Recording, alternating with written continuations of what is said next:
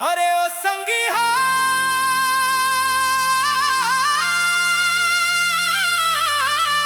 माया के रंग मा रंग जा रे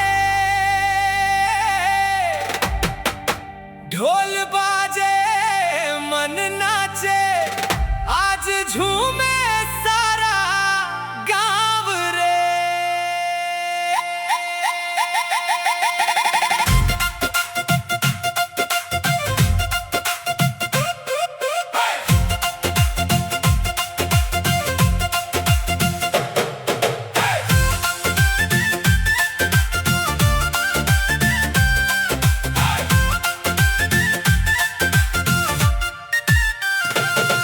तोर हंसी मजादू है दिल ला करते घायल, तोर नैना चमके जैसे सावन के बादल आयल।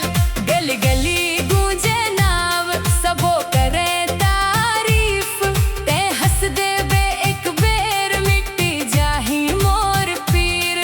धक धक धड़के मोर जिया तोर बिना नहीं लागे मजा। रात दिन बस तोर सपना संगीत बन जा हमर सजा। चल रुक रे संगी नाच ले आज, मैया के सुरमा बजथे साथ, धम धम बाजे ढोलकिया झूमे सारा दुनिया। चल रुक रे संगी गाले आज, दिल के बात ला कह दे आज, रंग बरसे खुशी के फुहार। मैया हमरे रहे बरसों हजार।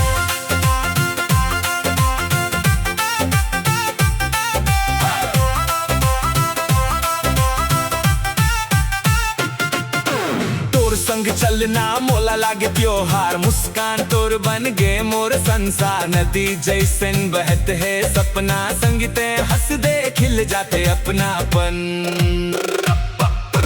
डीजे वाले बीट ला बढ़ा आज के रात झूमे सारा